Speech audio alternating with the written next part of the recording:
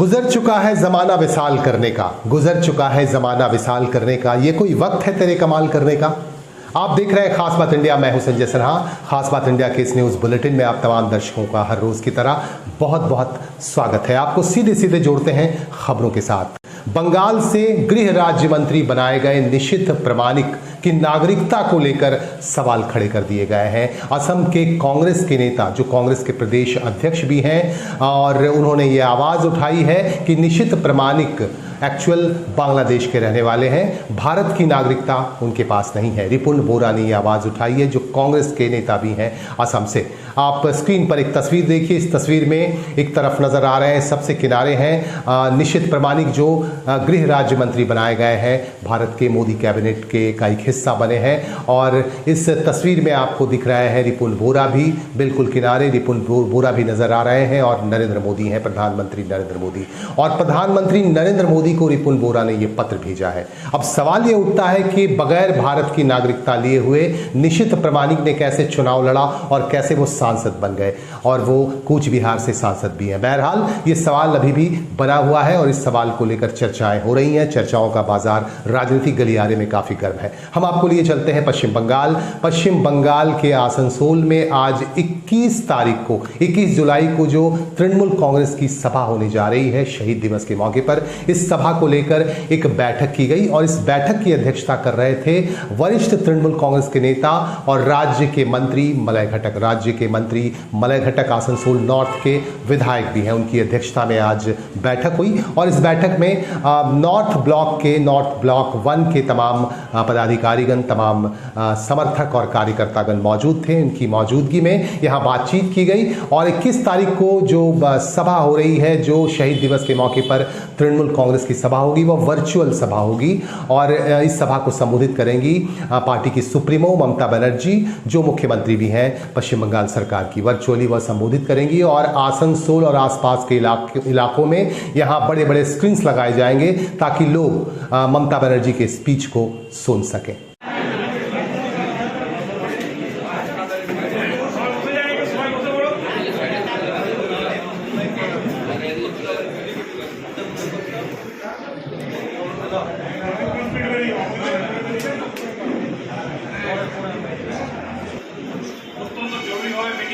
আপনারা জানেন আগামী 21 জুলাই শহীদ দিবস। 1993 খ্রিস্টাব্দে মমতা বন্দ্যোপাধ্যায়ের যে আন্দোলন ছিল, সেই আন্দোলনকে घरेलू झगड़ों की वजह से अक्सर विवाद पैदा हो जाता है। आसनसोल के बेलडांगा में रहने वाले संतोष प्रसाद के यहाँ भी, उनके घर भी एक पारिवारिक झमेला चल रहा है, और इस पारिवारिक झमेले ने एक बड़े विवाद का रूप अख्तियार कर लिया है। हमारे संवाददाता से बातचीत के क्रम में संतोष ने बताया कि उनके सौतेले मामा, जो झारखंड के बोकारो में रहते हैं, उनके घर की मरम्मत कराने नहीं दे रहे हैं, जबकि उनके घर की हालत बेहद खराब है, काफ़ी जर्जर हालात है। लेकिन उन्होंने ये शिकायत दर्ज करवा दी है कि वह घर की मरम्मत करवाने नहीं देंगे। इससे नाराज संतोष ने हमारे संवाददाता से बातचीत की, और उन्होंने पूरी जानकारी दी। आइए जानते हैं कि ये पूरा मामला क्या है और क्यों नहीं मरम्मत का काम करवाने देना चाहते हैं उनके सौतेले मामा, जो झारखंड के बोकारो में रहते हैं। हालांकि हमारे संवाददाता ने उनके मामा से भी संपर्क स्थापित करने की कोशिश की, लेकिन संपर्क नहीं हो पाया। बहरहाल हम आपको दिखा रहे हैं कि पूरा मामला क्या है।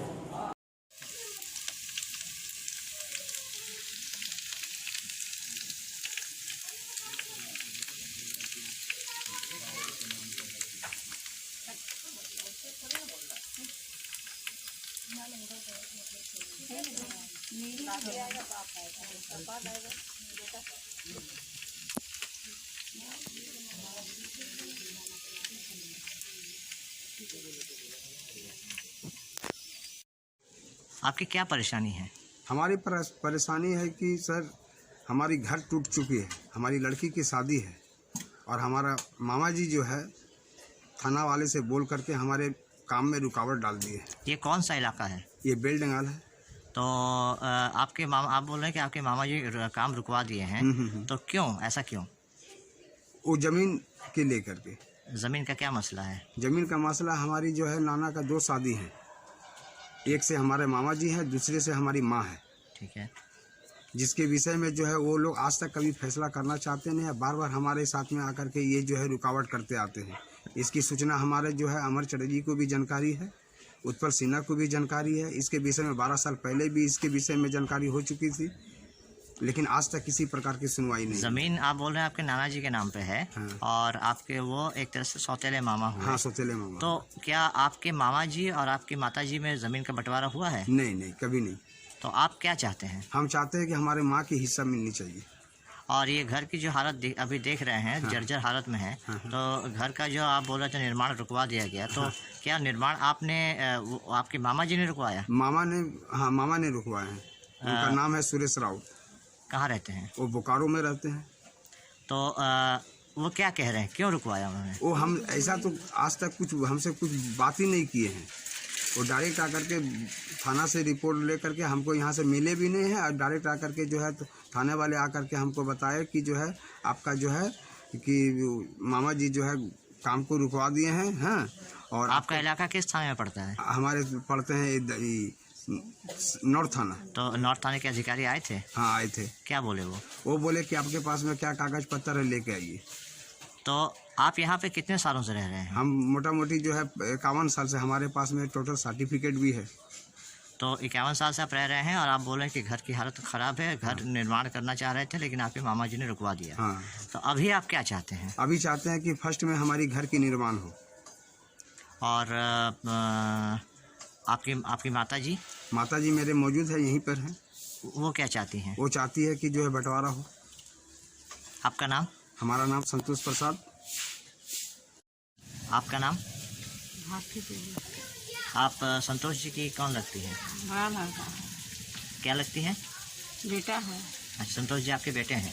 संतोष जी कह रहे थे कि ये जो ज़मीन है ये आपके पिताजी के नाम पे है, और आप में और आपके भाई साहब में अभी तक ज़मीन का बंटवारा नहीं हुआ है। ना, तो आप क्या चाहती हैं? हम चाहते हैं हो जाए शुभ मन से तो अच्छा है। क्यों बंटवारा क्यों चाहती हैं? बंटवारा चाहते हैं कि काम भी यहाँ भी करते हैं तो रोक दिया। कौन रोक दिया? गिरा भाई रोका है। क्या नाम है आपके भाई का?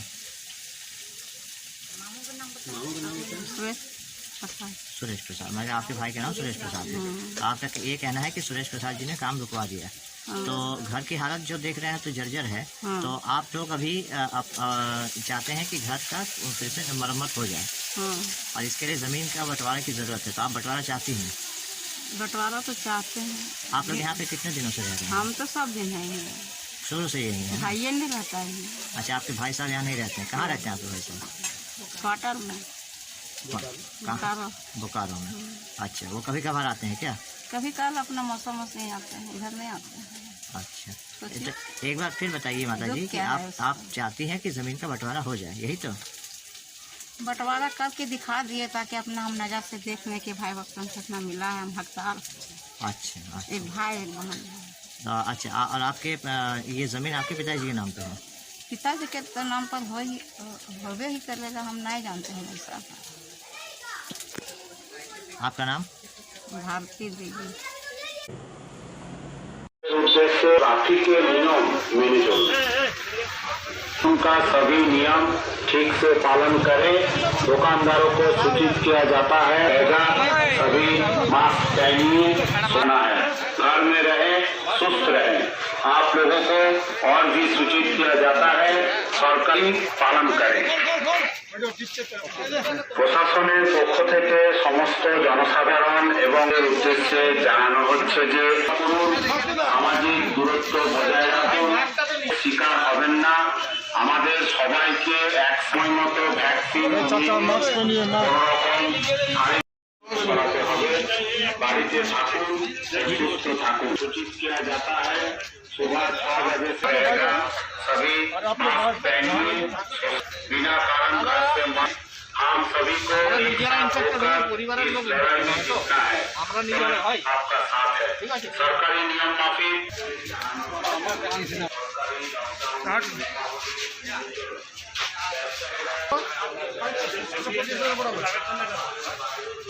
নিজের ক্ষতি হলে তো আরো ক্ষতি হবে না, নিজেরই ক্ষতি হবে, আর পরিবারের ক্ষতি হবে। এটা মাথায় রেখে নিজের জন্য করতে হবে।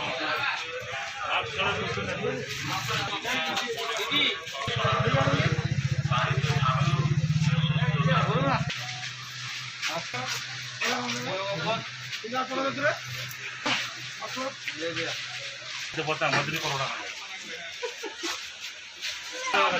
लगा दे एक बार।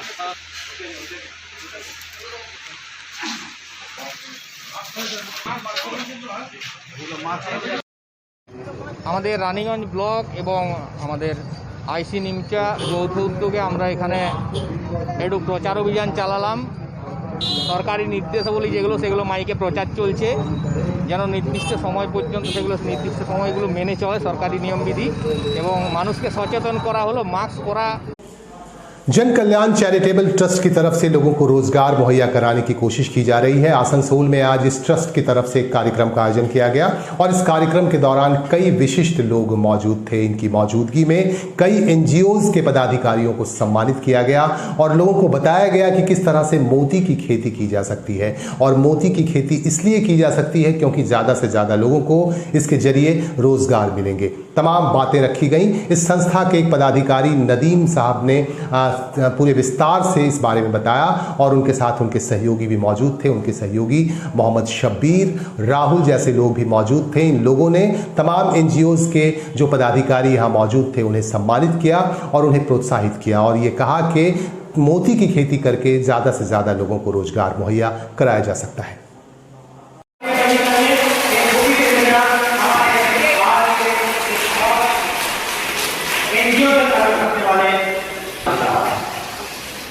इनके बाद नदी में जाती तालियां बजने के जो लोग फिलहाल उन्हें सम्मानित किया जा रहा है। ये किया जा रहा है। उन सभी हम लोग राशन भी डिस्ट्रीब्यूट करने जा रहे हैं और करीबन आज अच्छा खासा राशन का पैकेज हम लोग बांटने जा रहे हैं हर स्टूडेंट की। एक शुरुआत है और ये राशन का पैकेज कभी बढ़ता ही रहेगा। हम लोगों ने एक शुरुआत डाली है और अलग अलग क्षेत्र में जाकर भी हम लोग कार्यक्रम करेंगे और वहाँ पर राशन का पैकेज बांटेंगे ताकि उनके अंदर हौसला है। कोरोना आए, कोरोना हम जाए, बेरोजगारी आए, बेरोजगारी जाए, इंतजार खत्म करना हम लोग याद रखें। अगर आप खाता में तो इंसानियत लड़ना, अगर आप लोगों ने हार मान लिया कि कोरोना आगे से बेरोजगारी आई तो आप डर करिए लड़िए, सबसे लड़िए, कोरोना से भी लड़िए, बेरोजगारी से भी लड़िए।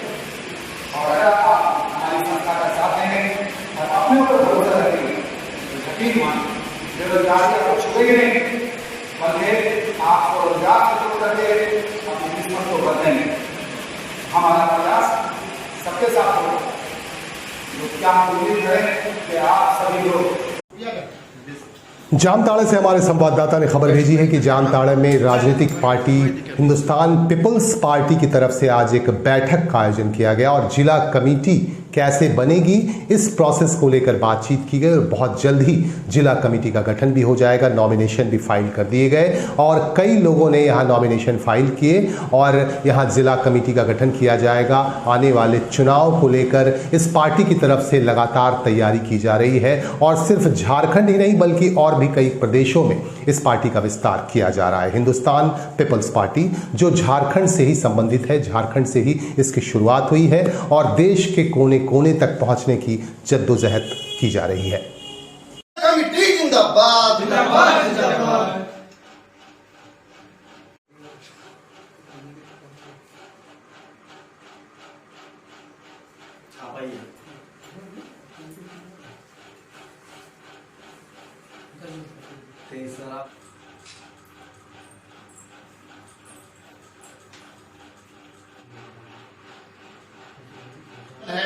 जय जवान, जय किसान, जय विज्ञान, खुशहाल रहे हिंदुस्तान। जय जवान, जय किसान, जय जवान, जय किसान। राष्ट्रीय अध्यक्ष जिंदाबाद। आज सर हिंदुस्तान पीपल्स पार्टी के पूरे विश्व में जो सर कार्यक्रम हो रहा है, तो सर क्यों हो रहा है ऐसे? इससे लोगों को क्या, एक नया नागरिक को क्या सूचना सर मिलना चाहिए? एक्चुअली पार्टी बना के करीब 10 महीने हुए थे उसके बाद लॉकडाउन लग गई, फिर कोई विधिवत रूप से मीटिंग नहीं हो पाई। लॉकडाउन खत्म होने के बाद हमने 18 जुलाई रविवार के दिन देश के सभी राज्यों के सभी जिलों में जिला स्तरीय मीटिंग हो रही है। तत्काल जो मीटिंग है, आपस में जो भी कार्यकर्ता हर जिले में जुड़े हैं, जान पहचान करनी है, पार्टी की नीति व्यवस्था को बताना है। संगठन का तत्काल अभी सदस्यता अभियान चल रहा है जो 31 अगस्त तक चलेगी। तत्काल जो सभी प्रदेशों में जो गरीबी, भ्रष्टाचार, बेरोजगारी, महंगाई की, इन बातों को चर्चा करना है, फीडबैक लेना है। उसके बाद आगे हम लोग धरना करेंगे, प्रदर्शन करेंगे या आंदोलन करेंगे, इसकी रणनीति आगे बनाना है। उसके अलावा हर एक जिले में जिला कमेटी का गठन करने की भी प्रक्रिया हम लोगों ने आज से शुरू किया है। सभी से फीडबैक लेकर के जिला कमेटी, प्रखंड कमेटी में कौन कौन हो, इसकी व्यवस्था हम लोग करें, इसी पे हम लोग चर्चा करेंगे। आज हमारी पार्टी राष्ट्रीय पार्टी है, राष्ट्रीय स्तर पर सक्रिय है। हमारी पार्टी की ब्रांच नागालैंड, मणिपुर, अरुणाचल प्रदेश, जम्मू एंड कश्मीर सहित केरला सहित करीब करीब 22 राज्यों में संगठन खड़ा हुआ है। हमारी विचारधारा है कि हम पूरे राष्ट्र में एक साथ लेकर के पार्टी को चले, सिर्फ झारखंड, बिहार ऐसा नहीं। राष्ट्र की विचारा, राष्ट्र प्रेम को मजबूत करना है। हमारे जो कार्यकर्ता हैं उनको नेतृत्व की क्षमता, कैसे विकास हो, जो समाज, राज्य, देश की नेतृत्व कर सके, ये हमारा मेन मकसद है। हमारी पार्टी का तत्काल देश के किसी भी राज्य में किसी भी पार्टी के साथ कोई गठबंधन नहीं है। हिंदुस्तान पीपुल्स पार्टी का पूरा नाम हिंदुस्तान पीपुल्स पार्टी डेमोक्रेटिक है। दिल्ली चुनाव आयोग के द्वारा सितंबर 2020 में इसका रजिस्ट्रेशन हो चुका है। हम बंगाल में भी चुनाव लड़े थे, अब नया जो भी चुनाव उत्तर प्रदेश में होगा वहाँ चुनाव लड़ेंगे। पूरे देश के सभी राज्यों में हमारी पार्टी, विधानसभा चुनाव हो, नगर पालिका चुनाव हो, वहाँ हम लोग चुनाव लड़ेंगे और अकेला लड़ेंगे, किसी से कोई गठबंधन नहीं है। सर आपका नाम? मेरा नाम कुलदीप सिंह यादव निराला है। मैं सेना से रिटायर अधिकारी हूँ। और पीपुल्स पार्टी में ज्वाइनिंग करके आपको कैसा लग रहा है? पार्टी में ज्वाइन करके हमें अच्छा लग रहा है और हम चाहते हैं कि हम हेल्प करना चाहते हैं। किसका हेल्प करना चाहते हैं?